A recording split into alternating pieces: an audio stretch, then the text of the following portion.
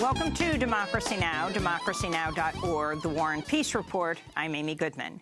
NBC News is reporting the Senate Intelligence Committee has rejected former National Security Advisor Michael Flynn's request for immunity in exchange for testimony in the ongoing investigation into whether the Trump campaign colluded with Russia to influence the 2016 election. On Friday, White House spokesperson Sean Spicer said the White House wants Flynn to testify. So does the president think that Mike Flynn is guilty of a crime? I think he believes that Mike Flynn should go testify. He thinks that he should go up there and do what he has to do to get the story out. With or without immunity? Well, I mean, that's up to him and his lawyer to decide. I'm not going to give Mike Flynn or anyone else legal advice from the podium, but I will tell you that the president's view is he should go up there, he should testify. A similar investigation by the House Intelligence Committee remains stalled as the ranking Democrat on the committee, California Congressmember Adam Schiff, accused committee chair Devin Nunes of attempting to distract the public from the ongoing investigation. On Friday, Schiff viewed the classified intelligence documents that were secretly shown to Nunes on the grounds of the White House by two White House officials in March, only one day before Nunes traveled back to the White House to supposedly brief the president about the documents the president's own staff had given him.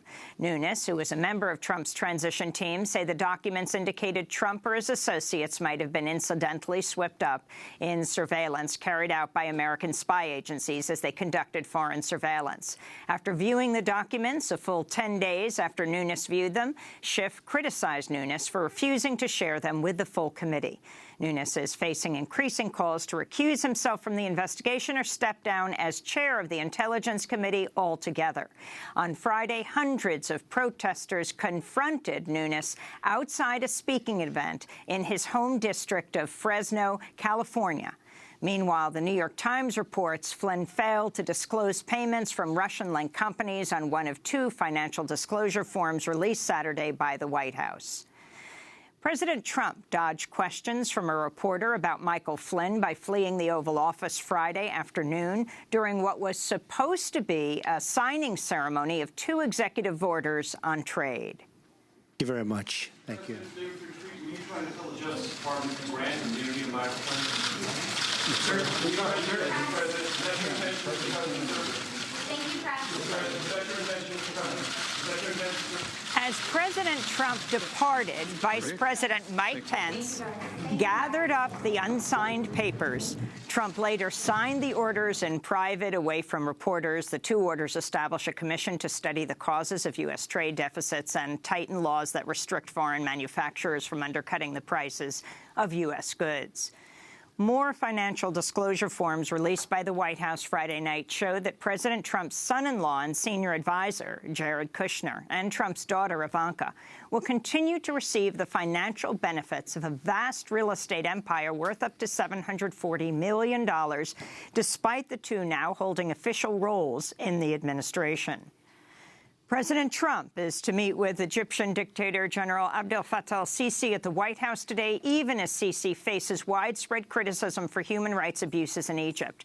Human rights organizations say Sisi and his security forces have arrested tens of thousands of Egyptians and have committed torture, forced disappearances, and extrajudicial killings. The Trump administration has indicated it will not bring up the human rights abuses during today's meetings. We'll go to Cairo for more on Egypt with Democracy Now! Correspondent Sharif Abdel-Qaddous later in the broadcast. President Trump will be meeting with Chinese President Xi Jinping on Thursday at his Florida resort Mar-a-Lago, even though the meetings are unlikely to include any tee time on Trump's Mar-a-Lago golf course. Xi has closed over 100 golf courses across China, where the Communist Party officially bans its members by playing the game, Xi calling it a millionaire's game.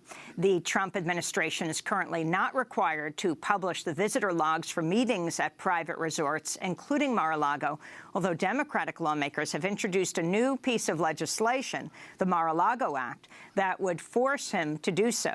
In an interview with the Financial Times published Sunday, Trump warned he would be willing to take unilateral action against North Korea over its nuclear weapons program. Trump said, quote, "If China is not going to solve North Korea, we will." President Trump will host Jordan's King Abdullah on Wednesday, the day before hosting the meeting with Chinese President Xi. Trump's upcoming meeting with President Xi comes as China is calling on the U.S. not to break its 2015 Paris Accord pledges. China is now surging ahead of the United States in terms of tackling climate change and promoting renewable energy after Trump signed an executive order dismantling a slew of climate rules last week. Speaking Sunday on Fox News, Environmental Protection Agency Director Scott Pruitt said the government should not promote renewables over fossil fuels.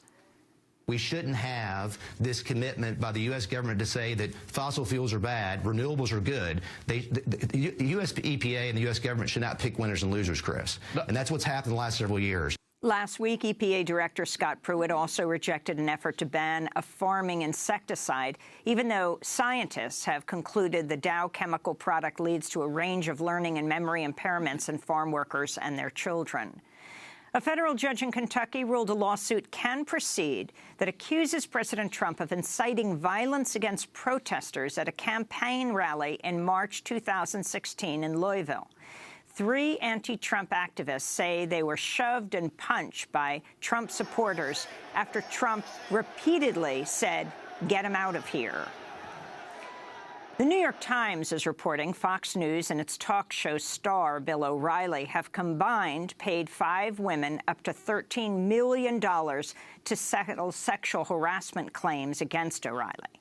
The women accuse O'Reilly of making unwanted sexual comments, kissing or touching them without their consent, and retaliating against them professionally when they rejected his advances.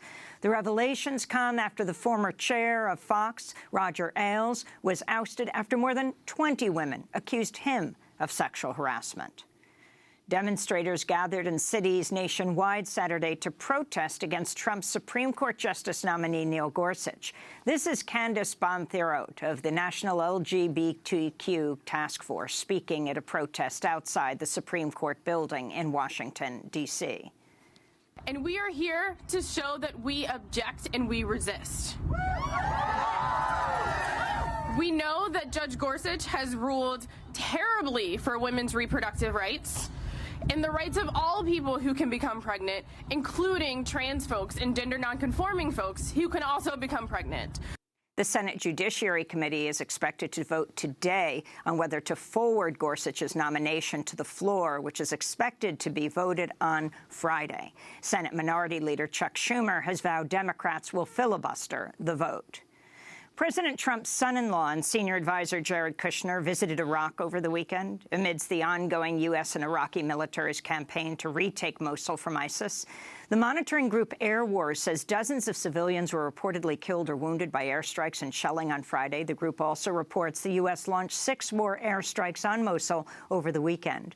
U.S.-led coalition airstrikes in Mosul have killed hundreds of civilians in recent months, including a single strike on March 17th that may have killed up to 200 civilians. This is Ali Ibrahim, a resident of West Mosul. We went away after the airstrikes. The airstrikes struck every building on the block, destroying it. There were no Islamic State fighters. A whole block destroyed from top to bottom by coalition planes. To see extended conversations about Mosul, you can go to democracynow.org. The United Nations says at least 5 million Syrians have now fled Syria amidst the ongoing 6-year conflict, which began as a democratic uprising against Syrian President Bashar al-Assad in 2011. Another 13.5 million Syrians have been displaced inside the country. On Friday, the White House said the U.S. is abandoning efforts to pressure Assad to relinquish power. Well, I think with respect to Assad, I mean, there is a political reality that we have to accept in terms of where we are right now. We lost a lot of opportunity the last administration with respect to Assad. Monitoring groups say Assad's government is responsible for the vast majority of civilian deaths in the ongoing war. Physicians for Human Rights says at least 2 hospitals have been bombed in the last week near the northwest city of Hama, amid fighting between anti-government rebels and Assad's forces backed by Russian airstrikes. Syrian opposition chief negotiator Nasser al-Hariri slammed Assad's government at peace talks in Geneva. The regime is still refusing to discuss political transition, and they are discussing their empty rhetoric about countering terrorism, although they are attracting terrorism to the region. They used chemical weapons against the people. In Paraguay, 25-year-old activist Rodrigo Quintana was shot and killed by police Friday night amidst widespread protests in the capital against a secret Senate vote to remove presidential term limits. Quintana was killed when riot police stormed the headquarters of the Liberal Opposition Party and opened fire with rubber bullets. His killing sparked protests over the weekend and the ouster of 2 top officials. In Ecuador, ruling party candidate Lenin Moreno appears to have narrowly beaten the right-wing former banker Guillermo Lasso in Sunday's presidential runoff vote. With 94% of the votes counted, Moreno, who served as vice president to outgoing President Rafael Correa, is leading with 51% of the vote. Lasso had said he would throw WikiLeaks founder Julian Assange out of the Ecuadorian embassy in London if elected.